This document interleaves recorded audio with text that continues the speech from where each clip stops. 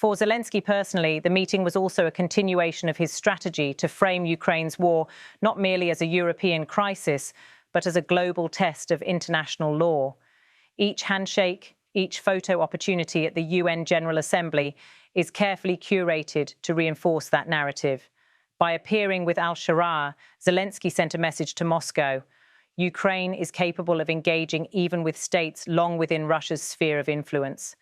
At the same time, Zelensky avoided rhetoric that might alienate other partners. His words were balanced between reaffirming Ukraine's principles and showing openness to dialogue.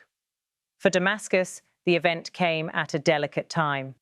The Syrian leadership has been navigating the slow process of normalization in the Arab world while maintaining ties with its traditional allies.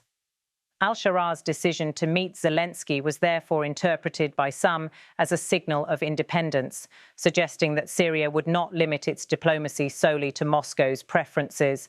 Still, questions remain over how far Syria is willing to go in redefining its alliances. For now, the symbolic handshake with Zelensky may be less about policy shifts and more about demonstrating a willingness to be part of broader global conversations. The final images of the ceremony captured the four figures: Andriy Sybiga, Volodymyr Zelensky, Ahmed al-Sharaa, and Asad al-Shaibani, standing side by side after the signing of documents. The framing of the shot, with both leaders at the center, spoke volumes about the intended symbolism. While the agreements themselves were not immediately detailed, the act of putting ink to paper underlined a commitment to continue the dialogue initiated in New York.